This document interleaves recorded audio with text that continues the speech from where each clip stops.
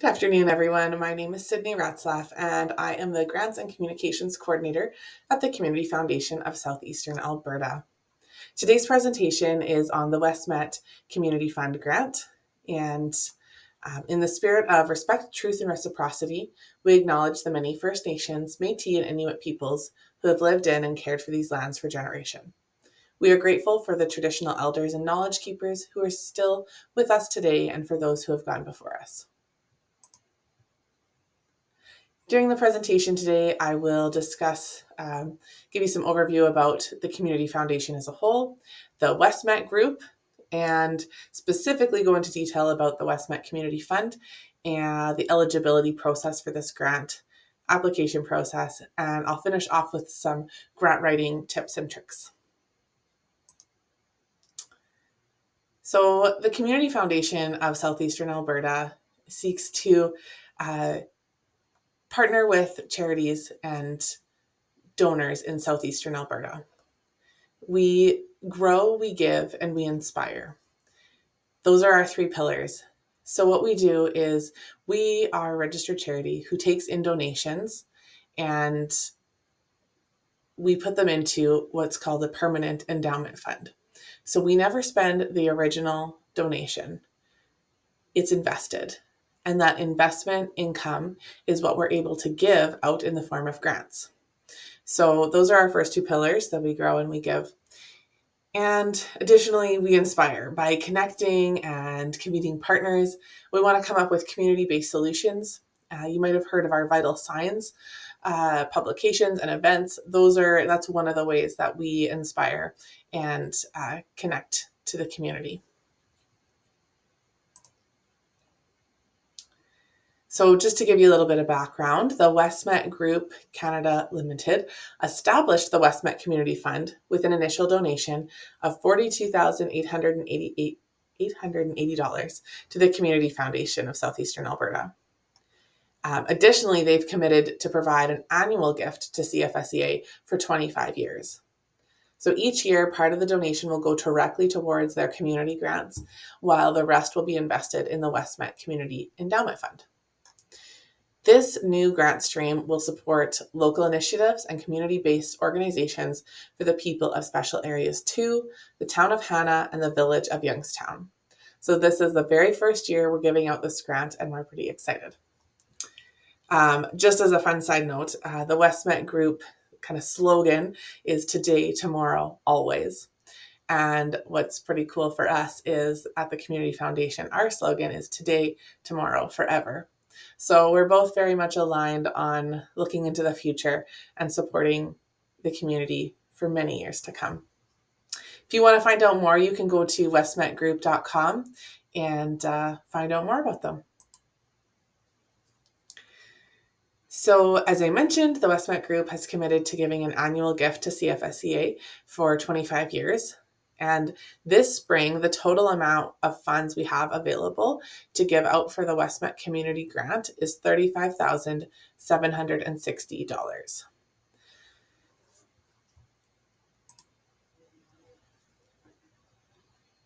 So who can apply for these funds? Well, we're looking for charities and nonprofit organizations serving those areas, so Special Areas 2, Hanna, and Youngstown.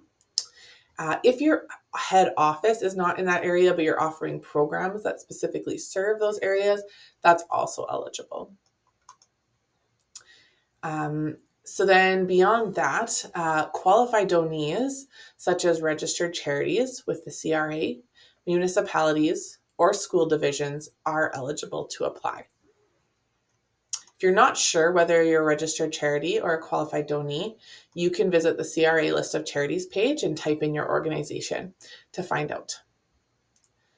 Additionally, as of the fall of 2024, our board has approved a pilot project so that if you are a registered nonprofit society in Alberta in good standing and you've existed for at least 5 years, you can also request up to $5,000 without completing a declaration of affiliation.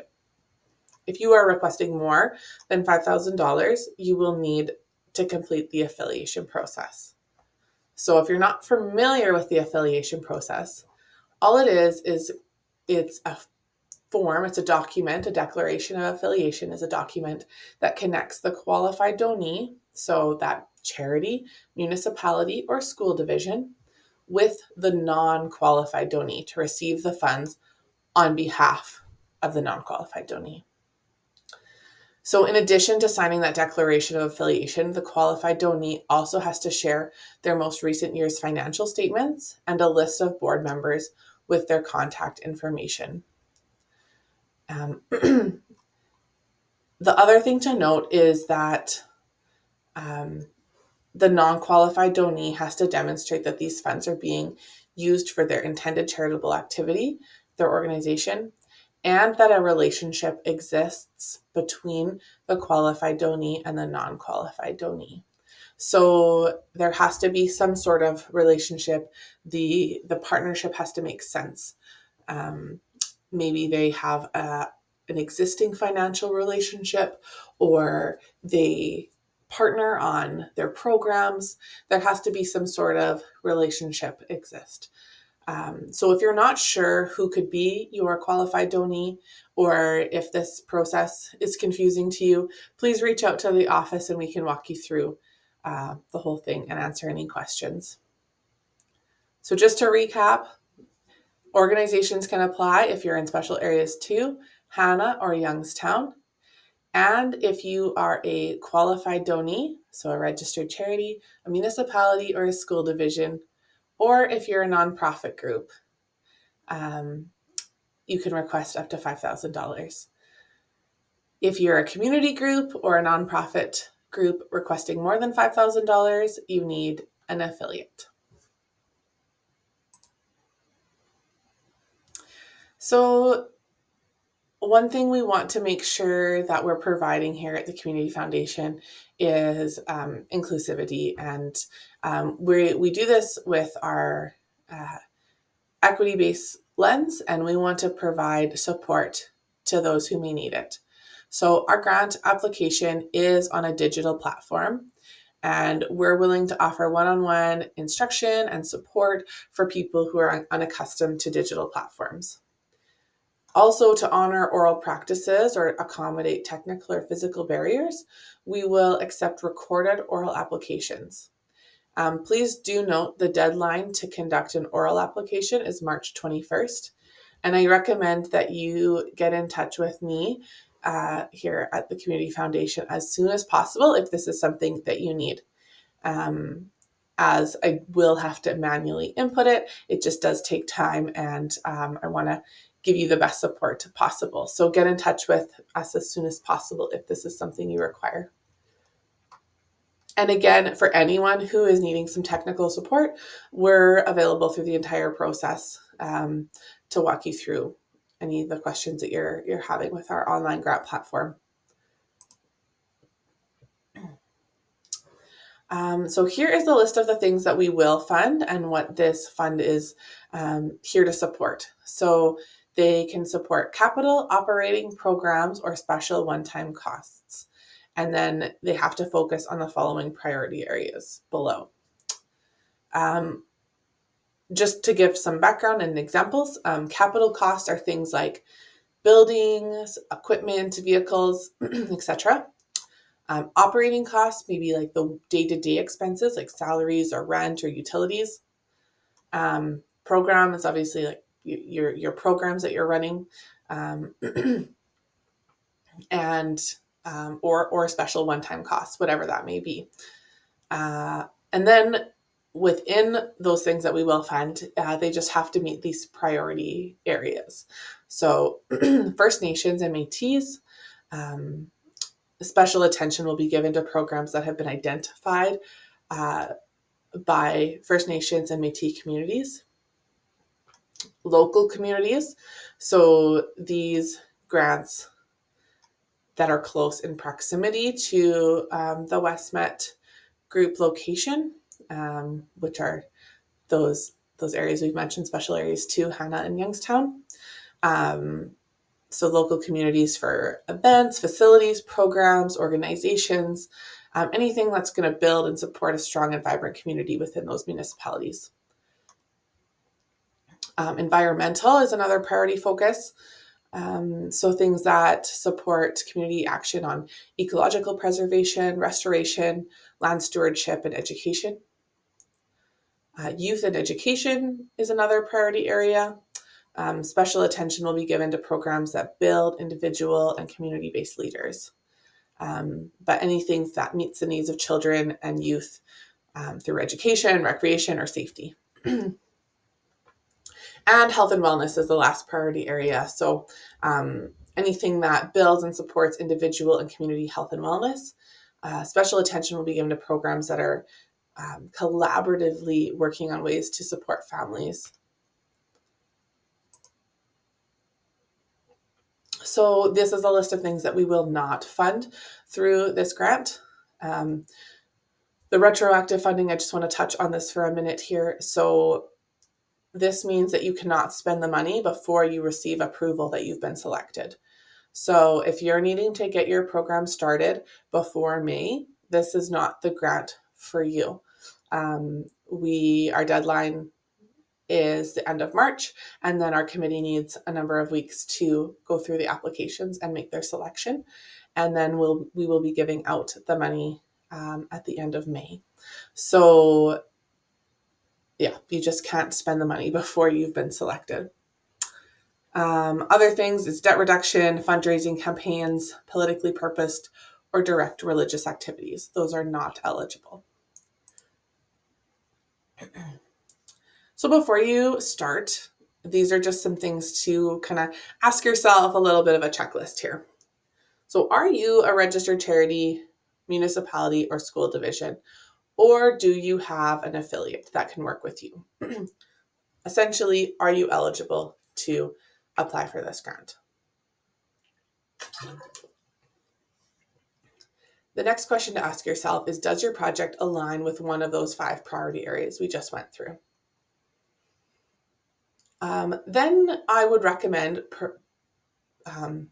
preparing your audited financial statements and operating budget, as we will request those in the application. If you don't have audited financial statements, we do require some sort of financial statement that you provide to your board, showing your last year's operations. And finally, we do request a project budget. I'm going to go into those in the next slide here. We have a template that we ask you to follow. But if you are applying for equipment or infrastructure, be sure to obtain some quotes that showcase the price of the equipment or construction, so you can work on getting those as soon as possible.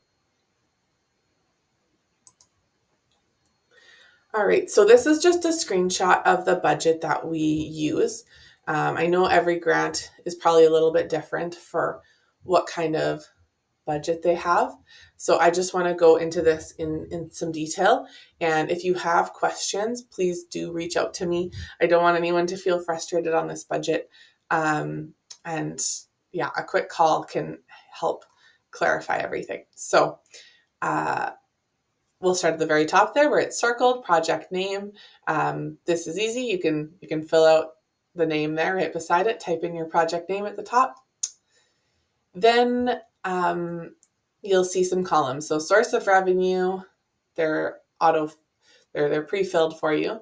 The description and notes, I encourage you to fill that out best you can. This just helps our committee understand where the other funds are coming from. So in this example, they had a fundraiser, so that's how they have support from their agency for this grant.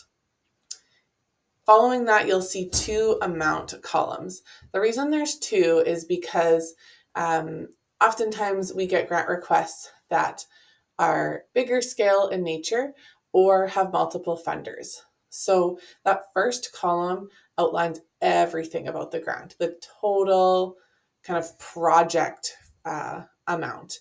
So in this example, they are requesting $10,000 from Community Foundation and $5,000 from their organization, giving their total income $15,000 for this project.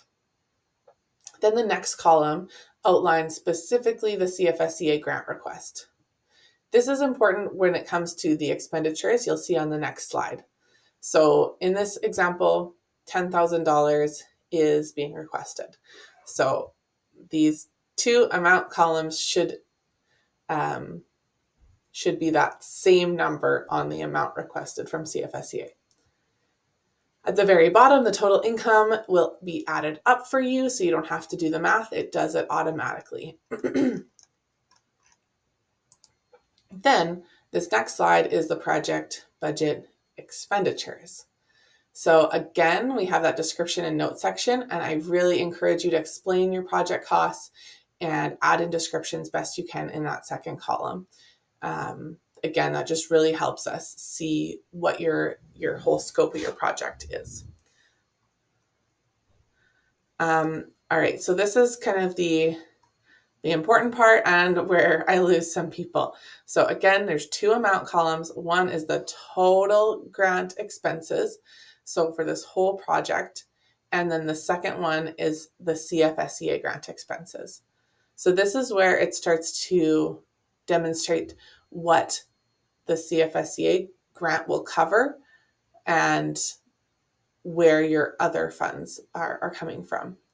So again, in this example, they have staffing costs. So that program staff salary is that very first line.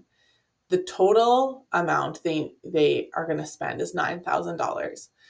The total amount coming from the CFSEA grant is $4,000. So that's where the difference lies there. The next things that they're needing is printing and marketing and space rental and mileage. Both of those are coming from the CFSEA grant. So both of those lines are the same. Then at the very bottom, the total expenses add up again to $15,000 in the first column to $10,000 in the second column. You'll know you have done this project expenditures right when your net income at the very bottom is zero. If you're struggling at all with this budget, please reach out to me and ask me some questions, or rewatch this section again as you work through your own budget. All right, so then to complete the actual application, it's going to be on our online grant portal. You can find this from our website by clicking WestMET Community Grant and then clicking Apply Now. This is where our grant portal is. And then just so you know, it opens on March 3rd with a deadline of March 28th at 4:30.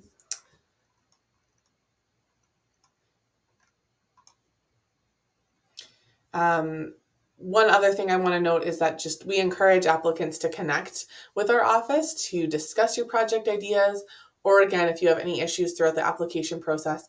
I sound like a broken record, but you can reach out to us and we're here to help.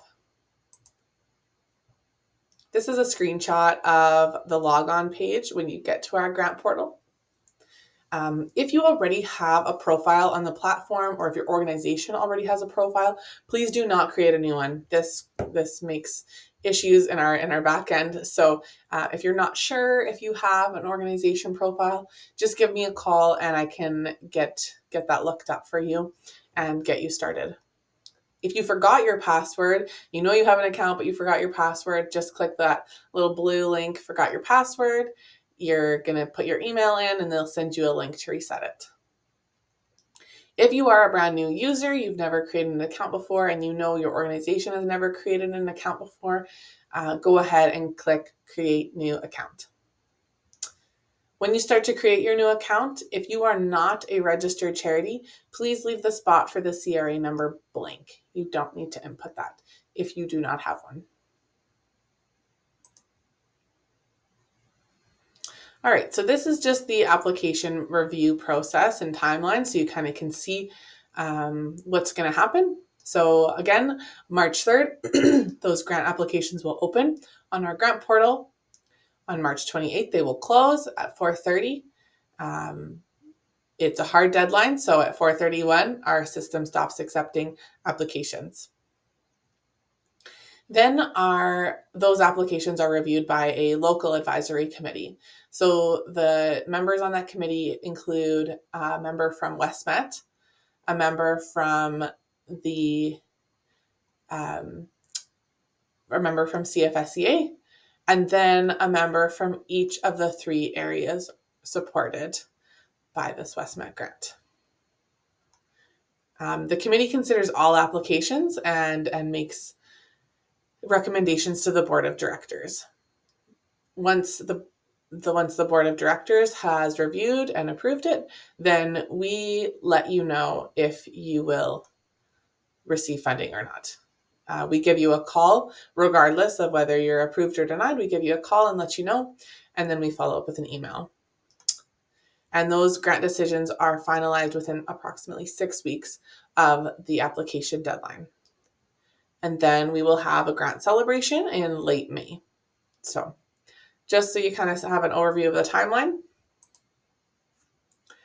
All right, my last slide here is just about some general tips. So just want to give you some tips that our committee may consider when they're looking at the applications. Definitely start out by referring to the grant guidelines. That's the very first step.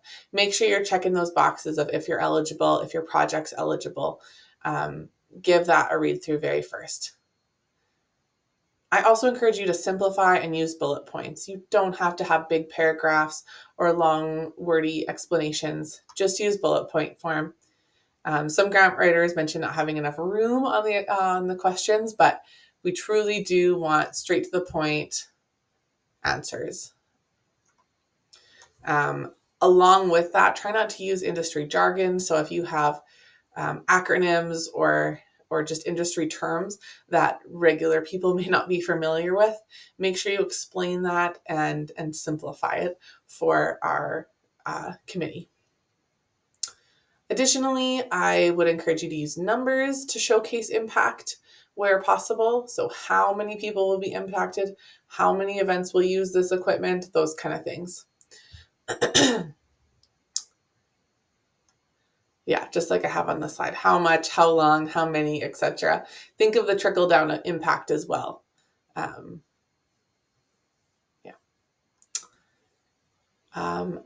Also, we encourage you to highlight partnership. Look for community partnerships to integrate with or funding partners. This helps show the committee that there is a real need and a real push for this, whatever it may be, in the community, if you have other partners or other funders on board. And when in doubt, connect with us. We're more than happy to help. If you want to brainstorm, maybe you have a few project ideas and you're not sure which one to go forward with, feel free to connect with us. If you're having troubles on the grant platform, connect with us. Anywhere we can help, just reach out. I have my information here on the following slide. So you can reach out to me. Again, I'm the Grants and Communications Coordinator, or you can reach out to Helen, who's our Regional Development Coordinator. And those are our phone numbers and contact information. Feel free to connect with us. Thank you, everyone, and have a great rest of your day.